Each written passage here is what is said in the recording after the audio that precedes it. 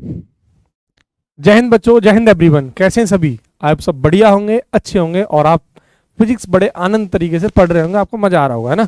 Revision भी बढ़िया से कर रहे होंगे।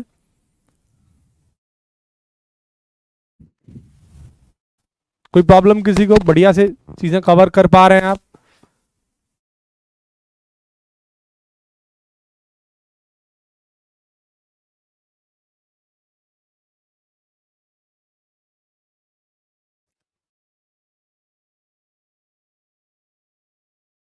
अंकित, ये बेटा आप टेक्निकल टीम को कॉल करके इंफॉर्मेशन ले सकते हैं। इसमें मैं कोई हेल्प नहीं कर सकता हूं बेटा, क्योंकि मेरे हैंड में वो चीज है ही नहीं, और जो चीज है ही नहीं तो फिर वो आप प्लीज टेक्निकल टीम से कॉल करके इंफॉर्मेशन लीजिए। आप नंबर कहां से ले सकते हैं? ऐप से ले सकते हैं। ठीक,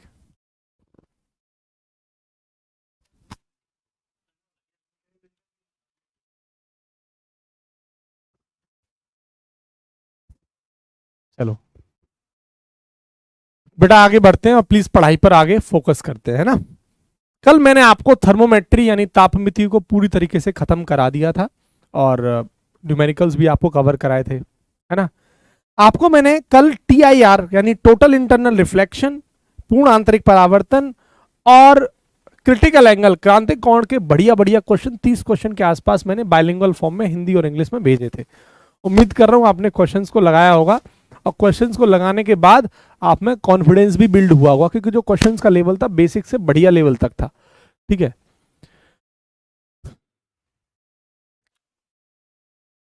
चलो अब आगे बढ़ते हैं। आज हालांकि मुझे जो चैप्टर कवर करना था वो थर्मल एक्सपेंशन, जैसा कि मैंने बोला था। देखो, थर्मल एक्सपेंशन ऊष्मीय प्रसार, हिंदी में से क्या बोलते हैं? कल हम इंट्रो दिया था मैं आपको। थर्मल एक्सपेंशन माने ऊष्मीय प्रसार। अब जो ऊष्मीय प्रसार है, थर्मल एक्सपेंशन, ये मैं आज नहीं कराऊंगा। क्यों? क्योंकि एक जो इंपॉर्टेंट चैप्टर है बेटा, कैलोरीमेट्री। कैलोरीमेट्री को हिंदी में कैलोरीमिति कहा जाता है। अगर मैं इसको कराने लगा तो ये रह जाएगा, आधा हो पाएगा। और एग्जाम के लिए जो इंपॉर्टेंस रखता है वो सबसे ज्यादा यही चैप्टर रखता है, कैलोरीमेट्री, जिसके न्यूमेरिकल बढ़िया बढ़िया न्यूमेरिकल है, गजब गजब के न्यूमेरिकल बनते हैं और अच्छे खासे लेवल के न्यूमेरिकल बनते हैं, जो मैं आज क्लास में कराऊंगा। आप देख सकते हैं बढ़िया बढ़िया न्यूमेरिकल, इसके सारे के सारे न्यूमेरिकल्स हैं, देखो। ठीक है, ये सब प्यारे प्यारे न्यूमेरिकल्स। ठीक है, ठीक है। तो इसलिए हम थर्मल एक्सपेंशन को अभी नहीं करेंगे। हम सबसे पहले कवर किसको कर रहे हैं बेटा? इसको कर रहे हैं, इसको नहीं कर रहे हैं अभी। कोई प्रॉब्लम किसी को? ठीक है, चलो। तो कैलोरीमेट्री यानी कैलोरीमेट्री को स्टार्ट करने वाले हैं सर। इसको कब करेंगे सर? कैलोरीमेट्री को खत्म करने के बाद मैं फिर ट्रांसमिशन ऑफ हीट कराऊंगा, इसको सबसे लास्ट में करेंगे बेटा। ठीक है, तो इसको कवर कर रहे हैं अपन, कैलोरीमिति यानी कैलोरीमेट्री को। ठीक है, चलो। तो और इसको आज हम पूरी तरीके से समाप्त कर लेंगे, कैलोरीमेट्री को, कैलोरीमिति को खत्म कर लेंगे। चलो देखो, सबसे पहले इस कैलोरीमेट्री के अंदर, कैलोरीमेट्री के अंदर, कैलोरीमिति के अंदर हमें जो पढ़ाना है, मुझे जो आपको पढ़ाना है, बेसिकली थोड़ा सा हीट के बारे में और कि यूनिट क्या है, ये सब थोड़ा सा बताना चाहता हूं। थोड़ा सा ध्यान से देखना। देखो, थोड़ा सा पहले कैलोरीमेट्री को पढ़ाने से पहले थोड़ा सा हीट के बारे में चर्चाएं करूंगा। हीट माने होती है बेटा ऊष्मा। हीट माने क्या होती है? ऊष्मा। आप सब जानते हैं जो हीट है बेटा, इसको हम क्यू से दर्शाते हैं। किससे दर्शाते हैं? क्यू से। और जो हीट है वो हमेशा, हीट एक टाइप की एनर्जी है। कैसी एनर्जी है बेटा? ये नॉन मैकेनिकल एनर्जी है। खैर उस बात पर हम चर्चा नहीं करेंगे। हीट बेटा कैसी, एक क्या है? एक एनर्जी है, ऊर्जा है। और जो कहां से कहां ट्रांसफर होती है? ज्यादा तापमान से कम तापमान की मतलब तरफ। तो एनर्जी ट्रांसफर, ट्रांसफर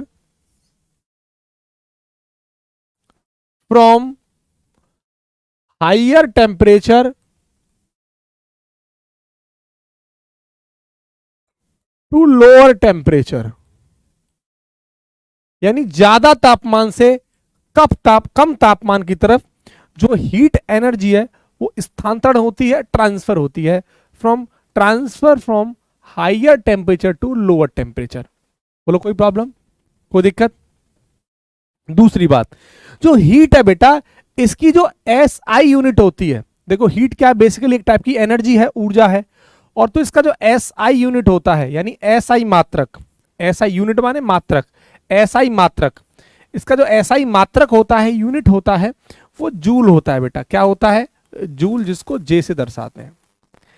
और इसका जो प्रैक्टिकल यूनिट होती है, प्रैक्टिकल यूनिट मतलब जो डेली लाइफ में एनर्जी में, जैसे खाना खाना वगैरह आप खाते हैं, वो भी एक एनर्जी ही है। जैसे आप बाजार से आपने कुछ खरीदा, तो आप देखते हैं पैकेट में पीछे क्या लिखा रहता है, पैकेट बंद कोई चीज खरीदी तो उसमें लिखा रहता है इतनी कैलोरी है इसके अंदर, 5 कैलोरी, 10 कैलोरी, 20 कैलोरी, ऐसा लिखा रहता है। तो जो एक्चुअली एनर्जी की ऐसा यूनिट जो है हीट की, वो जूल है, ऐसा यूनिट, क्योंकि एक एनर्जी है। लेकिन इसकी जो प्रैक्टिकल यूनिट की बात मैं करूंगा, क्या प्रैक्टिकल यूनिट, वो कैलोरी होता है। प्रैक्टिकल मात्रक बेटा इसका क्या होता है? कैलोरी, कैलोरी, ठीक है, कैलोरी, ठीक है। चलो, अब आप जानते हैं जूल और कैलोरी में रिलेशन क्या होता है। 1 कैलोरी बराबर 4.18 जूल होते हैं। 1 कैलोरी में कितना जूल होता है? इतना। 1 कैलोरी बराबर 4.18 जूल, ये रिलेशन आप देख लीजिए। 1 कैलोरी बराबर 4.18 जूल। अगर आप यहां से एक रिलेशन और निकालें कि सर 1 जूल में कितनी कैलोरी होती है, 1 जूल में, तो क्या करेंगे आप? 1 जूल इक्वल्स टू 1/4.18 कैलोरी। जब इसे आप सॉल्व करेंगे तो लगभग 0.238 कैलोरी निकल के आएगा, जिसे मैं 0.24 कैलोरी कह देता हूं। देखो ये है, तो 1 जूल में कितनी कैलोरी? 0.24 कैलोरी, और 1 कैलोरी में कितना जूल? 4.18 जूल। ये रिलेशन, ये ध्यान रखना, ये संबंध ध्यान रखना, ठीक है। कोई दिक्कत? इतनी बातें यहां पर समझ में आ गई, ठीक है। तो ये थोड़ा सा हीट के बारे में समझाना था, इसकी यूनिट वगैरह, क्योंकि आज ये यूज होंगी बेटा। इसके बाद थोड़ी सी और चर्चाएं करते हैं कि अपने इस चैप्टर में पढ़ना क्या क्या है। हाँ, बोल सकते हैं प्रैक्टिकल यूनिट को आप सीजीएस मात्रक यानी सीजीएस यूनिट भी बोल सकते हैं, कोई दिक्कत नहीं है। देखो, अपने इस चैप्टर के अंदर, इस कैलोरीमेट्री के अंदर हमें पढ़ना क्या क्या है, ये जानना बहुत जरूरी है। और क्वेश्चंस एयरफोर्स एग्जाम के अंदर, नेवी एग्जाम के अंदर कहां कहां से बनने की संभावना है। कंसेप्चुअल क्वेश्चन किस टॉपिक से बन सकते हैं, या न्यूमेरिकल क्वेश्चन किस टॉपिक से बन सकते हैं, किन किन टॉपिक से आपसे कैसे कैसे क्वेश्चन की प्रैक्टिस करनी होगी, वो सारी बातें मैं आपको बताने वाला हूं। देखो, इस कैलोरीमेट्री नाम के चैप्टर में सबसे पहले बेटा हम थोड़ा सा स्पेसिफिक हीट यानी विशिष्ट ऊष्मा के बारे में पढ़ेंगे। क्या होती है specific heat? Specific, specific heat, इसको कहते हैं विशिष्ट ऊष्मा। हिंदी में, हिंदी में क्या बोलते हैं इसको? विशिष्ट ऊष्मा।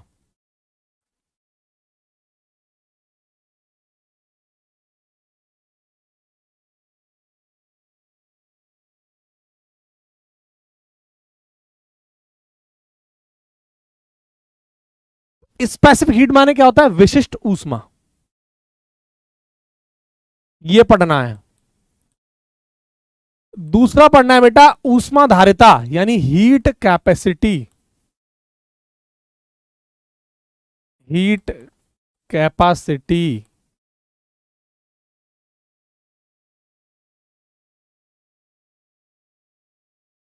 ऊष्मा धारिता, इसके बाद स्पेसिफिक हो गया, हीट कैपेसिटी हो गया। इसके बाद बेटा प्रिंसिपल ऑफ कैलोरीमेट्री, कैलोरीमिति का सिद्धांत, प्रिंसिपल ऑफ कैलोरीमेट्री यानी कैलोरीमिति का सिद्धांत, प्रिंसिपल ऑफ कैलोरीमेट्री।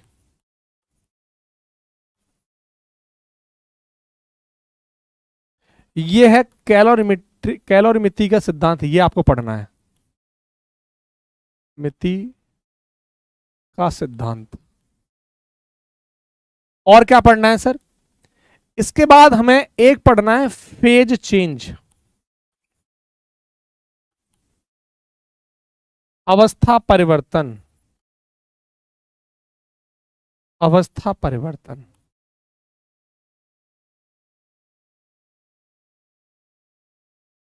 ठीक है, देखो यही टॉपिक है जो आपको कवर करने इस पूरे चैप्टर में। यहां से देखें और या यहां से देखें तो बेटा न्यूमेरिकल बनते हैं इनके आपस में। क्या बनते हैं? न्यूमेरिकल। बहुत मतलब बहुत ही आसान इजी लेवल के न्यूमेरिकल, फॉर्मूला बेस कराऊंगा आज, इजी न्यूमेरिकल्स, इजी न्यूमेरिकल्स। लेकिन जब इस टॉपिक की बात करते तो यहां भी इजी न्यूमेरिकल बनता है, सिर्फ कैलकुलेशन वाला।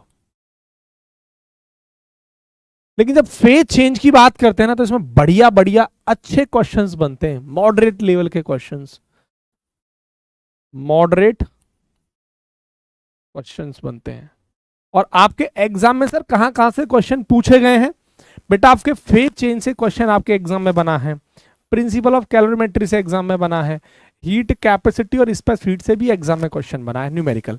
और वो सारे के सारे क्वेश्चंस मैं आपको कराऊंगा आज की क्लास में, ठीक है? वो नहीं पढ़ना विश्वजीत।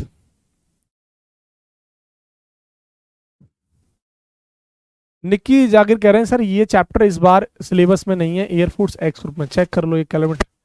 आपको मैं पहले बता दूं उसने मेंशन कर रखा है हीट एंड थर्मोडायनामिक्स, आप जाके सिलेबस देखना, ठीक है? और हीट के अंदर ये सारे कंक्लूड है। उसने ऐसा नहीं कहा कि थर्मोमेट्री आएगा, ट्रांसमिशन ऑफ हीट आएगा या कैलोरीमेट्री नहीं आएगा, उसने नहीं बोला। उसने बोला है कि हीट एंड थर्मोडायनामिक्स इंक्लूड है और हीट के अंदर ये चैप्टर आता है, तो सिलेबस में इंक्लूड है बेटा। अगर कहीं से गलत जानकारी लेके आए हो तो पछताओगे, ये ध्यान रखना, ये सिलेबस में है, ठीक है? ऑफिशियल जाके देखिए आप, ठीक है? हीट एंड थर्मोडायनामिक्स दे रखा है उसने। मैं आपको याद करो, मैं पहले भी आपको बताया हूं ये बात कि थर्मोडायनामिक्स मोस्ट इंपोर्टेंट है, क्वेश्चन वहां से आता है, लेकिन यहां से चांसेस कम होते हैं, लेकिन आए हैं पहले। ये इंट्रोडक्शन, हीट के इंट्रोडक्शन में मैंने एक्सप्लेन किया था बखूबी तरीके से,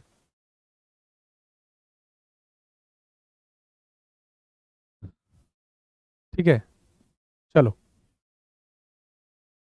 अंकित सर इस बार आया था एयरफोर्स में। चलो, तो गलत फहमी मत रहना बेटा, है ना? आगे बढ़ते हैं। तो अब समझ में आ गया पढ़ना क्या क्या है, वो थोड़ी सी जानकारी आपको मिल गई, कहां कहां से न्यूमेरिकल बनते हैं, क्या क्या बनता है। सीधे आगे की कहानी पर बढ़ते हैं। चलो,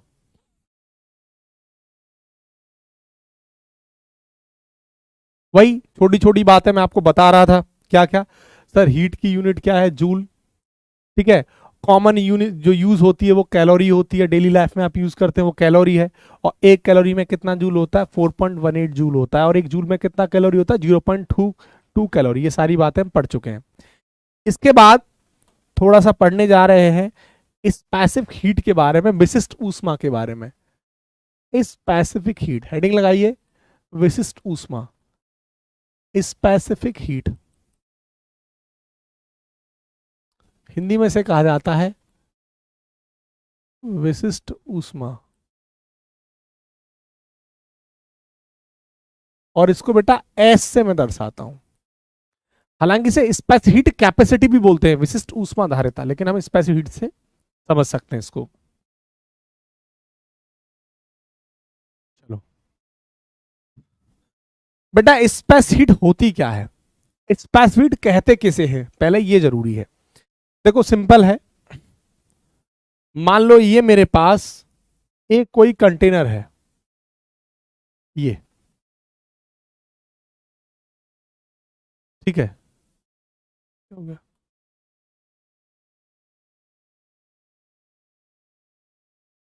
ये कोई एक कंटेनर है बेटा,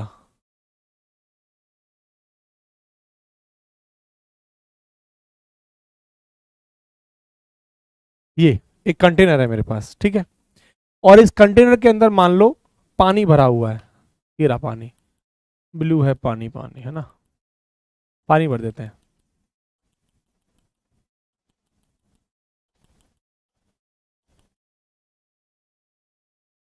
जल भर दिया इसमें, ठीक है?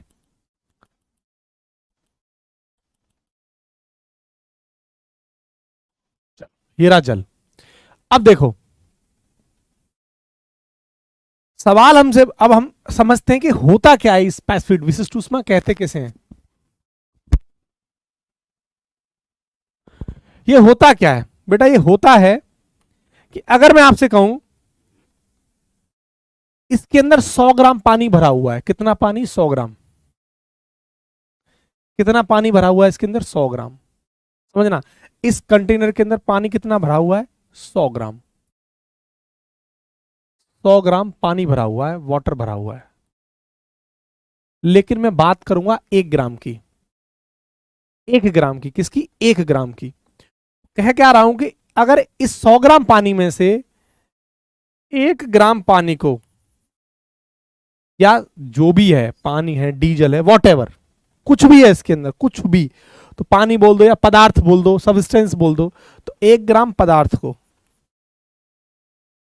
अब मैं पानी मान लिया हूं तो पानी बोल देता हूं ना, 1 ग्राम पानी को अगर 1 डिग्री सेल्सियस टेम्परेचर देने के लिए, कितना? 1 डिग्री सेल्सियस टेम्परेचर देने के लिए कितनी हीट एनर्जी की, कितनी ऊर्जा की आवश्यकता होगी, वो ये कहलाता है स्पेसिफिक हीट। इस 100 ग्राम पानी के अंदर जो 1 ग्राम सब्सटेंस है, मतलब 1 ग्राम सब्सटेंस के लिए, इस 1 ग्राम सब्सटेंस के लिए 1 डिग्री सेल्सियस टेम्परेचर देने के लिए कितनी हीट की आवश्यकता है, उसे विशिष्ट ऊष्मा, स्पेस हीट कहा जाता है। जैसे अगर आप इसका फॉर्मूला देखोगे तो इसका फॉर्मूला बेटा होता है S बराबर Q upon M delta theta. अब समझ में आना, अब आएगा समझ में। Q बराबर S बराबर Q upon M delta theta. जहां पर बेटा जो Q है वो क्या है बेटा? ये हीट है, या तो एब्जॉर्ब हो रही है या निकल रही है, अवशोषित हो रही है या फिर निकल रही है, लिबरेट हो रही है, निकल रही है, हीट है, ऊष्मा है। M क्या है? उस पदार्थ का मास, यानी मास ऑफ सब्सटेंस, पदार्थ का द्रव्यमान। हिंदी वालों के लिए पदार्थ का द्रव्यमान।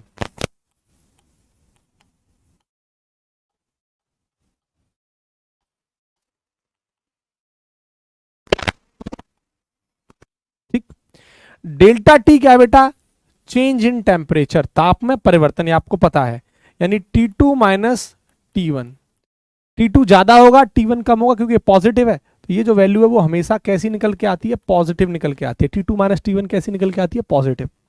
अब ध्यान से आप देखिए, अगर मैं आपसे कहूं कि मैंने कितना कितना मास माना है पानी का? 1 ग्राम, तो यहां पर मैं वैल्यू 1 ग्राम रख देता हूं। 1 ग्राम हो गया। कितना टेम्परेचर देने के लिए? 1 डिग्री सेल्सियस, इसको भी 1 रख देता हूं, तो 1 इंटू 1 1 हो गया। अब आप देखिए, 1 ग्राम सब्सटेंस के लिए 1 डिग्री सेल्सियस टेम्परेचर देने के लिए जितनी हीट की आवश्यकता है उसे क्या कहते हैं? विशिष्ट ऊष्मा कहते हैं, स्पेसिफिक हीट कहते हैं। कोई प्रॉब्लम बताओ, कोई दिक्कत?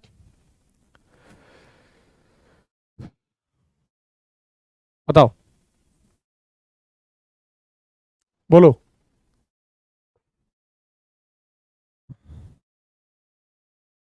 बताओ भाई, कोई प्रॉब्लम? समझ गए कि नहीं समझ गए?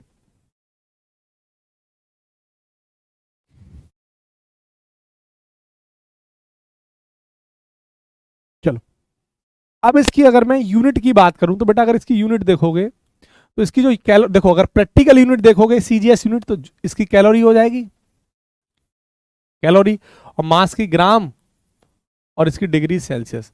कैलोरी पर ग्राम डिग्री सेल्सियस, यही आपको क्वेश्चन में यूज करना है, यही आपको क्वेश्चन में यूज करना है, कैलोरी पर ग्राम डिग्री सेल्सियस। इतना कैलोरी पर ग्राम डिग्री सेल्सियस, ये कौन सी यूनिट है बेटा? ये आपको समझ में आ रहा है? सीजीएस यूनिट बोल दो या फिर प्रैक्टिकल यूनिट बोल दो, प्रैक्टिकल बोल दो या फिर सीजीएस बोल दो। प्रैक्टिकल यूनिट है या फिर सीजीएस यूनिट बोल दो, सीजीएस मात्रक, सीजीएस मात्रक। ठीक है, आप इसको, sir Himanshu sir please specific definition लिख दीजिए। बेटा ऐसे नहीं निकलेगा ये फोर्स का पेपर, 9वीं क्लास में नहीं पढ़ रहे हो, तुम्हें डेफिनेशन चाहिए। ठीक है, ये बिल्ड करो बेटा, डेफिनेशन वाला जमाना चला गया, 8वीं क्लास में नहीं हो तुम, और तुम कंपटीशन में आए हो। ठीक है, या यहाँ भेजा में दिमाग को समझो, कंसेप्ट समझने की कोशिश किया करो। 1 ग्राम सब्सटेंस के लिए 1 डिग्री सेल्सियस टेम्परेचर देने के लिए जो हीट की आवश्यकता है उसे स्पेस हीट कहा जाता है, विशिष्ट ऊष्मा। 8th या 5th क्लास में नहीं पढ़ रहे बेटा, कंपटीशन देने आए हो, मजाक नहीं है। 1 लाख बैठते हैं तो आते कितने हैं, कितनों का सिलेक्शन होता है, 2,000 2,500 का।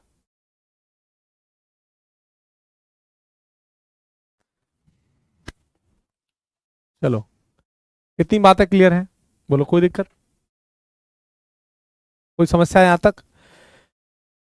हाँ, अगर ऐसा ही मात्रक की यूनिट लिखना चाहो तो वो भी लिख सकते हो। देखो इसकी जूल हो जाएगी, क्या हो जाएगी, जूल,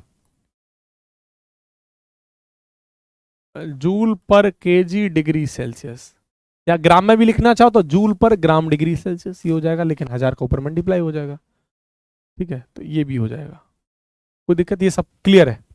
अब एक काम करो, अब ये बताओ कि सर स्पेसिफिक वास्तव में है क्या चीज, थोड़ा सा इसको डेप्थ में समझते हैं।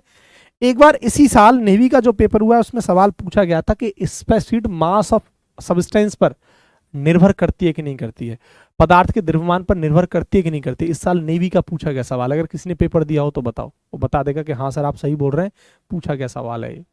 देखो मैं बताता हूं आपको। अब इस पर ठीक किन किन बातों पर निर्भर करती है, किन किन बातों पर निर्भर नहीं करती, वो थोड़ा समझते हैं। ठीक है, देखो समझो,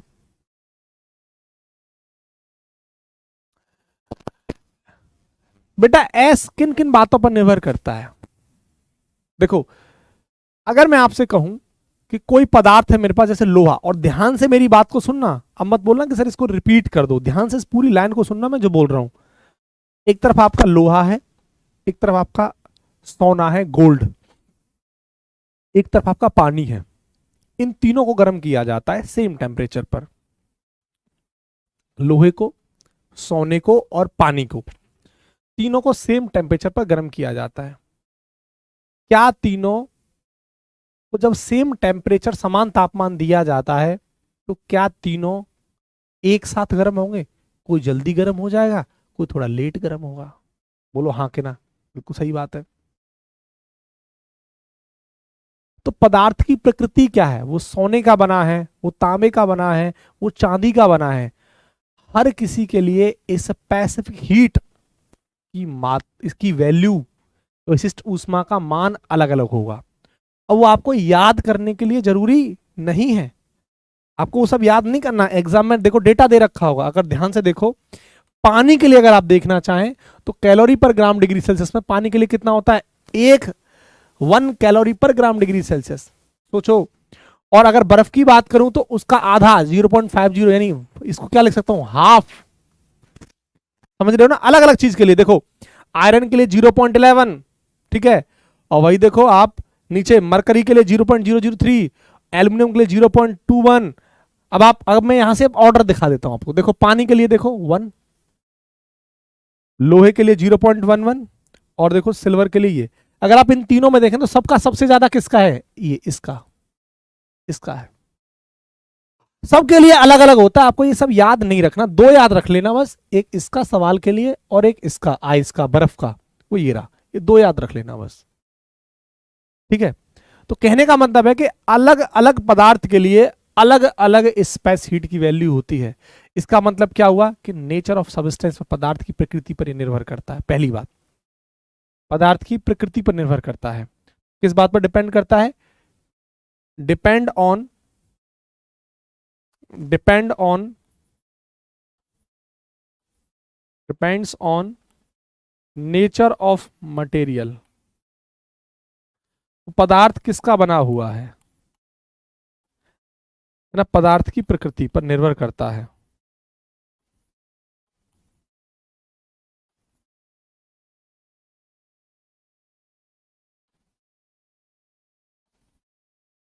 निर्भर करता है कौन, ये एस।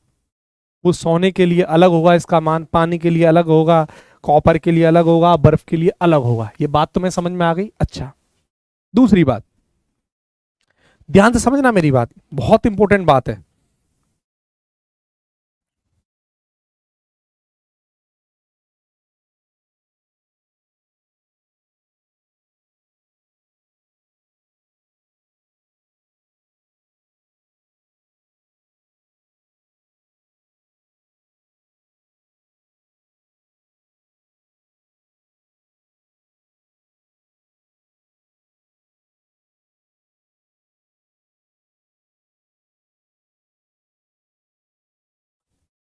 देखो एक चीज देखो, एक चीज देखो,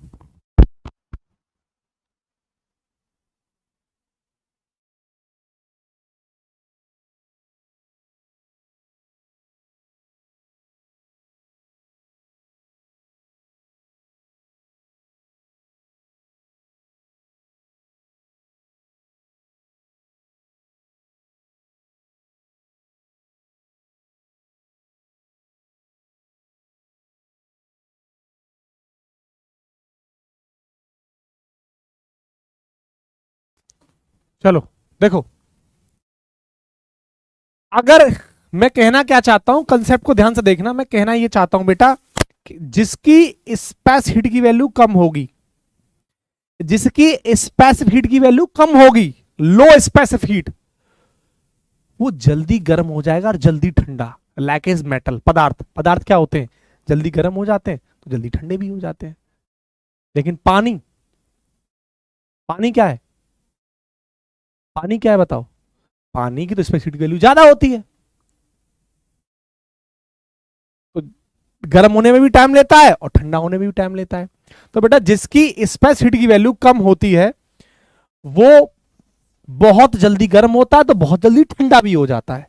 तो कहने का मतलब लो स्पेसिफिक हीट,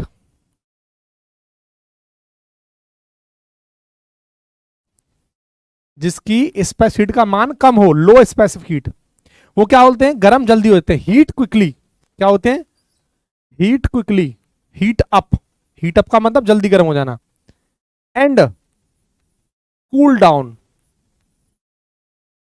फास्ट। जिनकी स्पेसिफिक हीट की वैल्यू कम होती है वो जल्दी गर्म हो जाते हैं और ठंडे भी जल्दी हो जाते हैं, जैसे मेटल, पदार्थ। लेकिन आप पानी को देखिए, पानी की स्पेसिफिक हीट सबसे ज्यादा है 1 कैलोरी पर ग्राम डिग्री सेल्सियस, आपने देखा था, देख 1 कैलोरी पर ग्राम डिग्री सेल्सियस सबसे ज्यादा है, और सबसे ज्यादा इसलिए पानी को गर्म होने में टाइम ज्यादा लगता है, ज्यादा लगता है, और ठंडा होने में भी टाइम ज्यादा लगता है। तो जिसकी स्पेसिफिक हीट की वैल्यू कम होगी वो जल्दी गर्म हो जाएगा और जल्दी ठंडा हो जाता है। बोलो समझ पा रहे हो मेरी बात,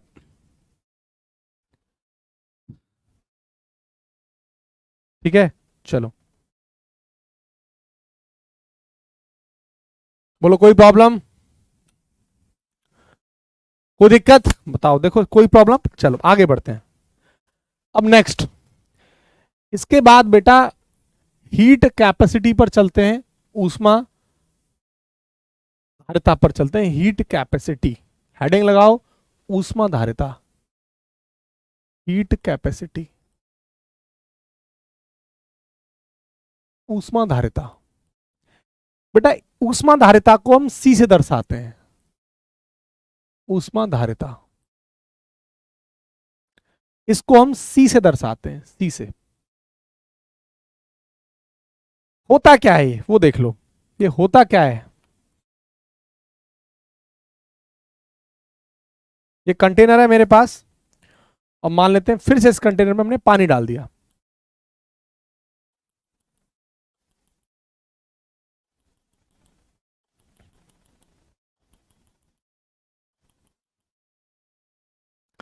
पहले हीट कैपेसिटी का फॉर्मूला देखिए उसके बाद इसको समझते हैं। इसका जो फॉर्मूला है बेटा वो होता है Q upon delta T. Q तो आपको पता ही है और डेल्टा टी आपको पता है, Q क्या है, हीट, और ये पता है आपको, है ना। अब हीट कैपेसिटी को अगर मुझे डिफाइन करना हो तो मैं कैसे डिफाइन करूंगा बताओ,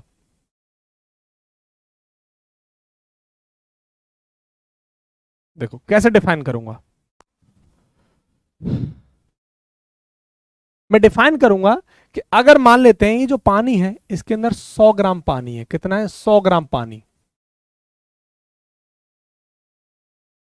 तो इस 100 ग्राम पानी को 1 डिग्री सेल्सियस टेम्परेचर देने के लिए कितनी हीट की आवश्यकता होगी, 100 कैलोरी की। ध्यान से सुनना मैं क्या बोल रहा हूं, ध्यान से सुनना। अगर मैंने आपसे कहा कि बताइए 1 ग्राम सब्सटेंस को 1 डिग्री सेल्सियस टेम्परेचर देने के लिए जितनी हीट की आवश्यकता है उसे एस कहते हैं, स्पेसिफिक विशिष्ट ऊष्मा कहते हैं। लेकिन 100 ग्राम सब्सटेंस को 1 डिग्री सेल्सियस टेम्परेचर देने के लिए कितनी हीट की आवश्यकता होगी भाई? 1 ग्राम को 1 डिग्री सेल्सियस टेम्परेचर देने के लिए कितनी हीट की आवश्यकता है? Specific heat. तो 100 ग्राम सब्सटेंस को 1 डिग्री सेल्सियस टेम्परेचर देने के लिए इस पूरे सब्सटेंस को, इस पूरे को, अब 1 ग्राम की बात नहीं कर रहा हूं, इस पूरे पदार्थ की बात कर रहा हूं, इस 100 ग्राम के पदार्थ को, 100 ग्राम पानी को 1 डिग्री सेल्सियस टेम्परेचर देने के लिए कितना कैलोरी चाहिए? 100 कैलोरी। और यही स्पेसिफिक हीट कहलाता है। मैं दोबारा से इसको अगर मैं डिफाइन करना चाहूं आपको, तो मैं बोल सकता हूं कि इस पूरे को, होल सब्सटेंस को, होल पदार्थ को, होल पदार्थ कितना है? 100 ग्राम। इस 100 ग्राम पानी को, 100 ग्राम पानी को 1 डिग्री सेल्सियस टेम्परेचर देने के लिए जितनी हीट की आवश्यकता है उसे ये कहते हैं। यानी अगर ध्यान से देखा जाए तो सीधा सा है, अगर इस टेम्परेचर को मैं 1 डिग्री सेल्सियस रख देता हूं, 1 रख दिया, तो देखो जितनी हीट चाहिए उसे सी कहा जाता है। सिंपल।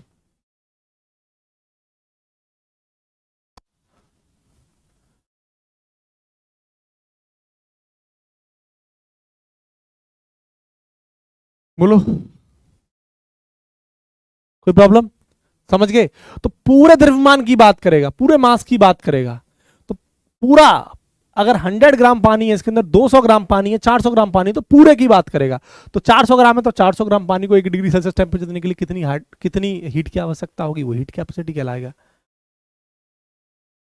बोलो, कोई प्रॉब्लम? तो कहने का मतलब ये हो गया हमारा, सीधा सीधा इसको बेटा प्रैक्टिकल यूनिट में कैलोरी पर डिग्री सेल्सियस, ये हमारी सीजीएस बोल दो, या प्रैक्टिकल यूनिट, या जूल पर डिग्री सेल्सियस, ये ऐसा ही मात्रक हो गया। ठीक है, ये हो गया कहानी। ये होता है सिंपल, दोनों चीजें। अमन रॉय, दोनों की सेम नहीं हो रहा है, तुम्हारी खोपड़ी पागल है। समझ? उसका क्या था कि 1 ग्राम सब्सटेंस को 1 डिग्री सेल्सियस टेम्परेचर देने के लिए जितनी हीट की आवश्यकता होगी उसे स्पेस हीट कहते हैं। ये क्या कह रहा है कि पूरे सब्सटेंस को, मान लेते हैं 100 ग्राम पानी है, 100 ग्राम पानी को 1 डिग्री सेल्सियस टेम्परेचर देने के लिए जितनी हीट की आवश्यकता है वो ये कहलाता है। और वहां 1 ग्राम सब्सटेंस को 1 डिग्री सेल्सियस टेम्परेचर देने के लिए, वहां हम 1 ग्राम की बात करते हैं, वहां हम 1 ग्राम की बात करते हैं, यहां हम पूरे सब्सटेंस की बात करते हैं। तो वहां 1 ग्राम को 1 डिग्री सेल्सियस टेम्परेचर देने के लिए जितनी हीट की आवश्यकता है उसे स्पेसिफिक हीट, और यहां 100 ग्राम पानी को 1 डिग्री सेल्सियस टेम्परेचर देने के लिए जितनी हीट की आवश्यकता है वो हीट कैपेसिटी। ठीक है?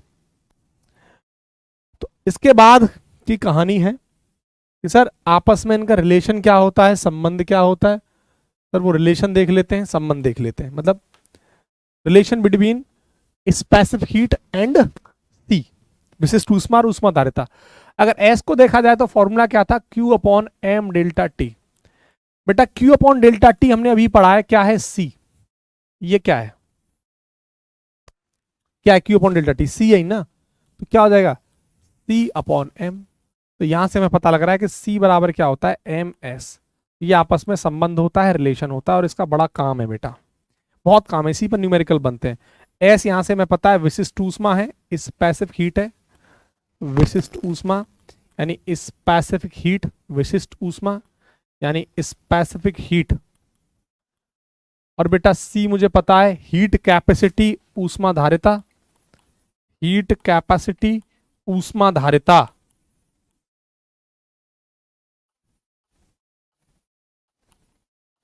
और एम बेटा क्या है? मास ऑफ सब्सटेंस, यानी उस द्रव्यमान, उस पदार्थ का द्रव्यमान।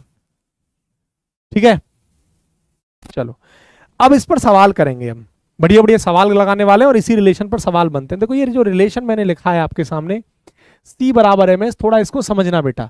देखो ये एम है, मास है, और हमें पता है बेटा डेंसिटी बराबर क्या होता है? घनत्व बराबर, कल मैंने पढ़ाया था क्या होता है डेंसिटी बराबर? घनत्व बराबर द्रव्यमान बटे आयतन।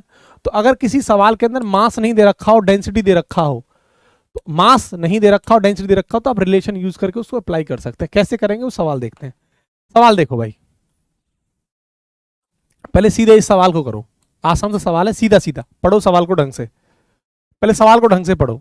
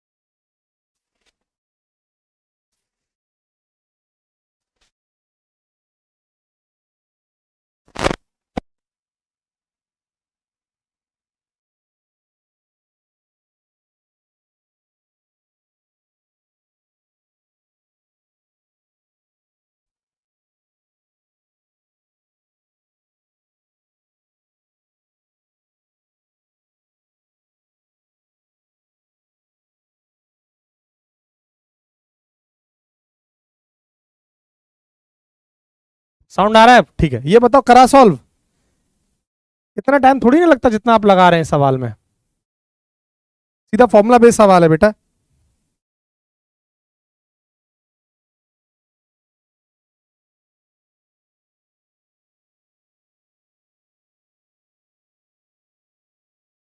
चलो देखें, करो सवाल को। जब किसी पदार्थ को 300 जूल ऊष्मा दी जाती है तो उसका ताप इतने से इतने बढ़कर हो जाता है, पदार्थ की ऊष्मा धारिता होगी, सी निकलवा रहा है। ठीक है, सी बराबर क्या होगा, क्यू अपॉन डेल्टा टी। कितना क्यू दे रखा है, 300 जूल, 45 में से 25 माइनस कर दो, कितना आ जाएगा, 20, 15 जूल पर डिग्री सेल्सियस, ये आंसर होगा ऑप्शन ए। इतना टाइम लगा रहे हो तुम, सीधा सीधा सवाल है। चलो पढ़ो सवाल को ध्यान से, जल्दी पढ़ो बेटा, फास्ट। सवाल बोल रहा है कि the ratio of density of two metal is 1:3। Hindi में भी दे रखा है सवाल, हिंदी में ही पढ़ सकते हैं। तो घनत्वों का अनुपात इतना है डेंसिटी का, मान लेता हूं डेंसिटी को मैं D1 बोल देता हूं, है ना, इसको भी D2 या फिर ρ1 बोल देते हैं ना डेंसिटी को। ये दे रखा है आपको 1/3, और on giving equal heat to their equal volume, बराबर हीट दी जाती है दोनों को, इक्वल वॉल्यूम, वॉल्यूम भी बराबर है। The ratio of increase in their temperature is 2/1, temperature T1 बटे T2, 2/1। The ratio of their specific heat will be S1 बटे S2 निकलवा रहा है। कब, सवाल को ध्यान से पढ़ लेना, इस लाइन में सारा इसका दे रखा खेल। इसके समान आयतनों को समान ऊष्मा देने पर, यानी वॉल्यूम भी सेम है और हीट भी दोनों को क्या दी जा रही है, सेम दी जा रही है। ये है कहानी, वॉल्यूम दोनों सेम है और हीट भी क्या है, सेम, Q1 बराबर Q2। बताओ क्या आंसर होगा।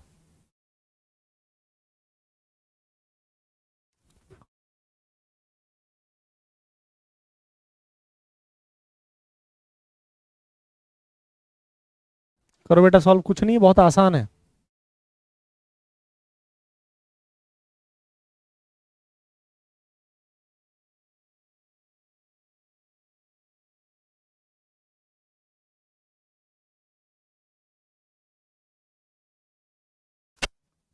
बताओ fast,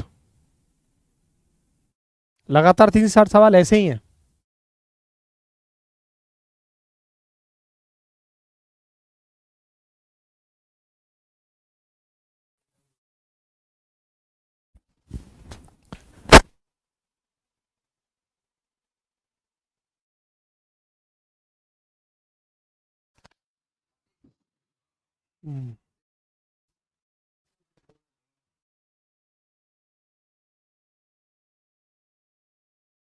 B C D A,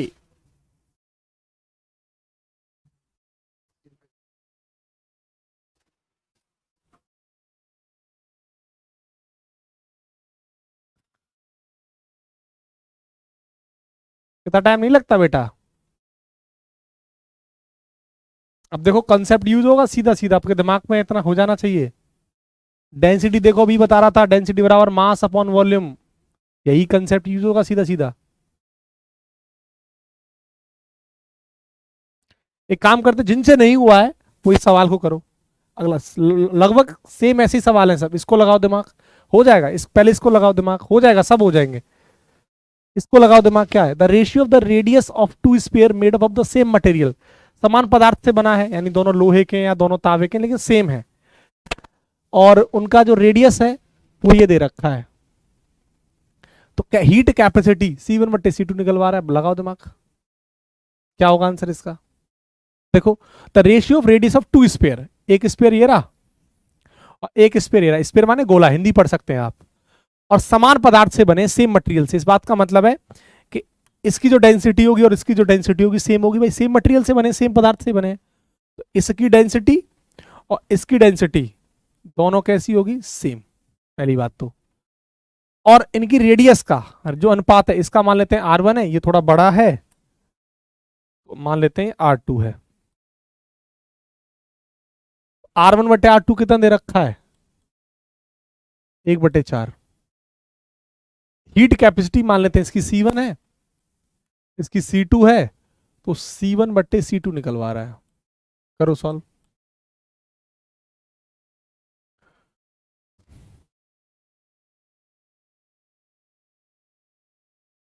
time नहीं लगना चाहिए, दिमाग लगाइए। मैं आपको बस आइडिया दे रहा हूं क्वेश्चन करने का, लगाइए सारे लोग दिमाग।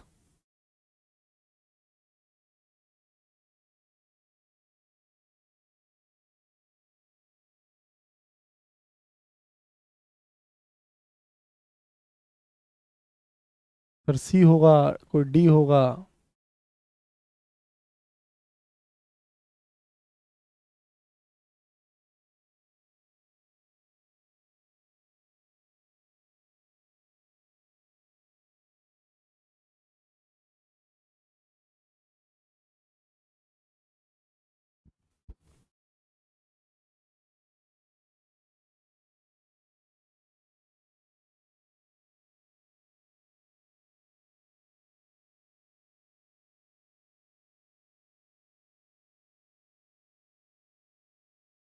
चलें हम डिस्कस करें।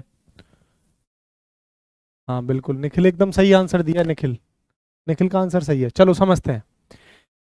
सवाल तुमने समझ लिया, अब आगे की कार्रवाई करते हैं। देखो, the ratio of the radius of two sphere of this 1.4, then the ratio of the heat capacity. Heat capacity का जो फॉर्मूला है वो बेटा है C बराबर Q अपॉन डेल्टा टी। लेकिन एक बात बताइए, क्या इस फॉर्मूले से हमारा काम बनेगा? यहाँ डेंसिटी ये सब दे रखा है, तो हमारा काम बनेगा C बराबर MS फॉर्मूले से। इससे बनेगा कि नहीं बनेगा? और मास हमने जिक्र नहीं कर रखा, डेंसिटी का जिक्र कर रखा है, तो मास बराबर क्या हो जाएगा? Density into volume. बोलो कोई दिक्कत, कोई समस्या? गोले की त्रिज्या के बारे में हम बखूबी जानते हैं। क्या? देखो, इसका जो वॉल्यूम होगा, ध्यान से देखते जाना, इसका वॉल्यूम होगा V1, इसका वॉल्यूम होगा V2, और वॉल्यूम का फॉर्मूला होता है 4.3 पाई आर क्यू स्फीयर के लिए। बोलो हाँ के ना, कोई दिक्कत? और हमें पता है सेम मटेरियल से मिलके बना है, तो ये भी सेम और ये भी सेम। खत्म कहानी। तो हुआ क्या? C डायरेक्टली प्रोपोर्शनल किसके आ गया? V के। अब आप देखो V में भी क्या है, ये तो कांस्टेंट हो गया, तो C1 बट्टे C2 क्या आ गया? V1 बट्टे V2, यानी ये क्या हो जाएगा? R1 बट्टे R2 का होल क्यूब। कोई प्रॉब्लम किसी को? R1 कितना है बताओ? होल क्यूब कितना है? 1/4 का क्यूब, कितना आ जाएगा? 1/64 आ जाएगा। ये ऑप्शन सही होगा। कोई प्रॉब्लम बताओ, सीधा सीधा सवाल है। ए सही है। अगला सवाल, ये लगाओ दिमाग, लगाओ दिमाग इस सवाल का, क्या आंसर होगा?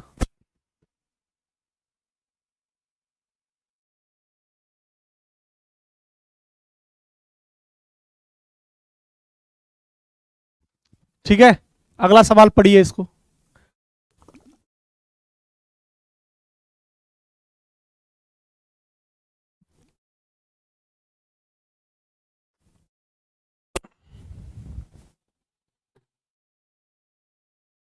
पढ़ो इसको। देखो सवाल क्या बोल रहा है। ए और बी दो स्फीयर हैं जिनका डायमीटर, डेंसिटी और स्पेसिफिक, हिंदी पढ़ सकते हैं आप, व्यास, घनत्व और विशिष्ट ऊष्मा आपको दे रखे हैं। डायमीटर मान लेते हैं ये है 1/2, डेंसिटी दे रखा है आपको, घनत्व 2/1, स्पेसिफिक आपको दे रखा है 1/3। ऊष्मा धारिता का अनुपात पूछ रहा है, the ratio of heat capacity, यानी C1/C2 निकलवा रहा है। यहां भी C बराबर MS यूज होगा, है ना, दो गोला है तो C1/C2 निकलवा रहा है, तो C बराबर MS होगा। अब मास तो दे नहीं रखा, डेंसिटी दे रखा है, तो मास बराबर density into volume into S, ये होगा। C1/C2 निकलवा रहा है, ρ1/ρ2 डेंसिटी। अब वॉल्यूम देखो सीधा सीधा 4.3, यहाँ तो R1/R2 का होल क्यूब कर दूं सीधा सीधा, ठीक है, कोई दिक्कत नहीं है। ये S1/S2, कोई समस्या नहीं है। आप सब जानते हैं डायमीटर दे रखा है, ठीक है, रेशियो में है, आधा करोगे बात तो वही बनेगी ना, सीधा सीधा 1/2 ही बनेगा, बात तो वही चीज बनेगी। अगर आप देखें यहां से वैल्यू रख दो, 2/1 इंटू 1/2 इंटू 1/3, बस सॉल्व ही तो करना है। 2/1, 1/8, 1/3, 1/12 आ गया, ये आ गया 1/12। जो लोग सही आंसर दे रहे हैं वो ये है, बी। कोई प्रॉब्लम? बताओ 1/12 होगा कि नहीं होगा? सीधा सीधा है।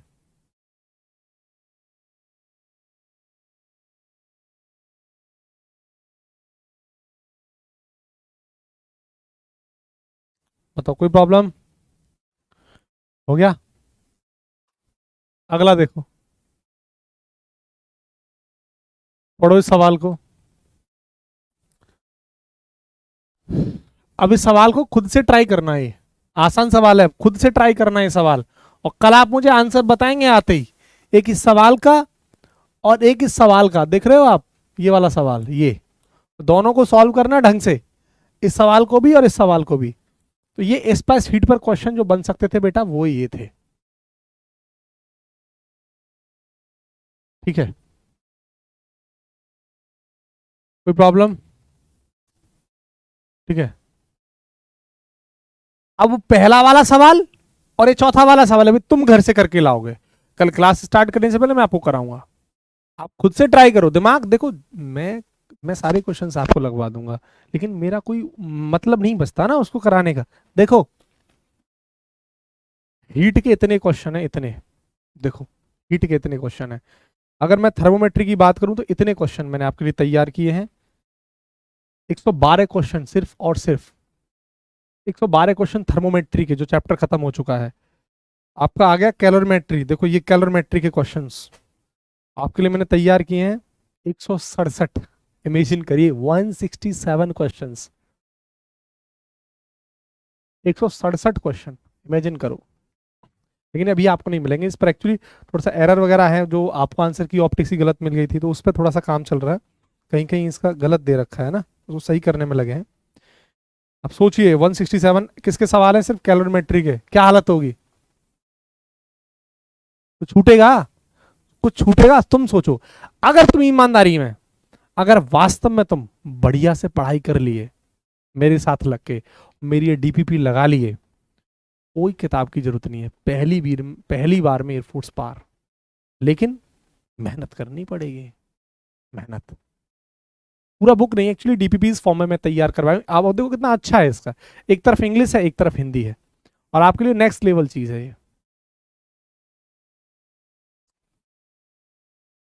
हर बेसिक से बेसिक, छोटे से छोटा, बड़े से बड़ा सवाल, सब कुछ आपके एग्जाम के लेवल पर मैंने इसमें डाला है। हर चैप्टर की डीपीपी इसी तरीके से आपको मिल रही होंगी, है ना? लेकिन आपको मेहनत करनी पड़ेगी। काम चल रहा है, आपको मैं देता तो हूँ पीडीएफ, देखो डीपीपीज जो है आपको मैं देता तो हूँ, यही तो है वो।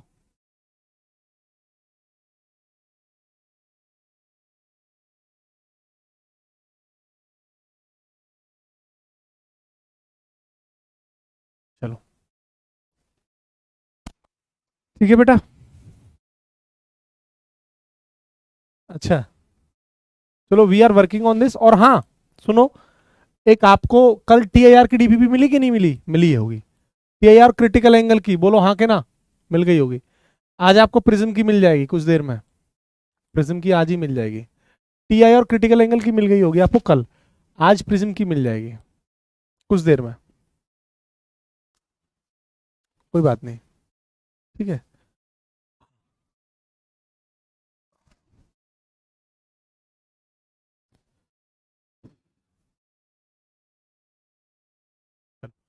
आगे, है ना बेटा? आज के लिए इतना ही। मुझे हालांकि पूरा खत्म कराना था, लेकिन अब मैं इसको नहीं कवर कराऊंगा, मैं कल कराऊंगा, है ना?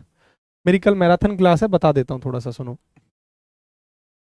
आज के लिए इतना ही, आज के लिए इतना ही।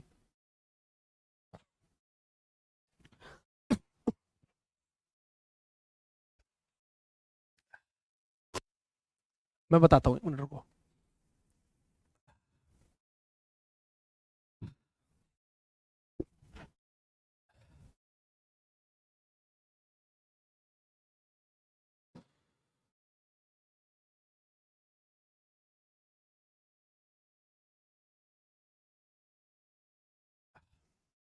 तो कल मेरी क्लास है, कल क्या है, कल क्लास है बेटा, ठीक है। टाइमिंग क्या रहेगी सर, वो बता देता हूँ, 1 मिनट रुकिए आप। टाइमिंग क्या रहेगी, कल हम क्लास करेंगे, जो हमारी टाइमिंग रहेगी क्लास की, वो हम शाम को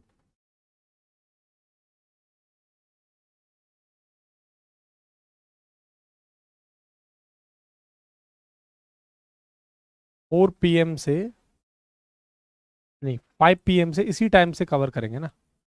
5 PM हमारी क्लास की टाइमिंग यही रहेगी, 5 बजे से रखेंगे इस क्लास को, है ना।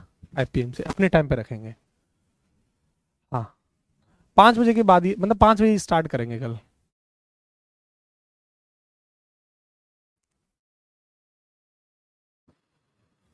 हालांकि आज मुझे खत्म कराना था, लेकिन तबीयत थोड़ी ठीक नहीं है, इस वजह से मैं कंटिन्यू नहीं कर रहा हूँ आगे, लेकिन मुझे आज कैलोरीमेट्री खत्म कराना था हर हालत में। मैं कल खत्म कराऊंगा ऐसे, है ना। 5 to 6 नहीं, मैं कल कैलोरीमेट्री खत्म कराऊंगा। मेन मेन टॉपिक बचा है आपका, बेसिक तो खत्म हो गया। इसके बाद बेटा मैं आपको थर्मल एक्सपेंशन खत्म करा दूंगा कल ही, और ट्रांसमिशन ऑफ हीट में स्टार्ट कर दूंगा, है ना। कुछ पोर्शन में ट्रांसमिशन ऑफ हीट का करा दूंगा ऑलमोस्ट, कुछ सेक्शन ही मैं आपके लिए छोड़ूंगा ट्रांसमिशन ऑफ हीट का कल के लिए, ठीक है बेटा। तो कल बढ़िया से तैयार रहना, हो सकता है 5 बजे से लेकर 8-9 बजे तक मैं क्लास ले लूँ, बड़ी क्लास ले लूँ आपकी, 5 से 6 7 8 9 बजे तक क्लास ले लूँ। 4 4 घंटा तो मान के चलो, 3 3 घंटा तो मिनिमम, 3 से 4 घंटा। अंकित वो बाद में करूंगा ना, ठीक है।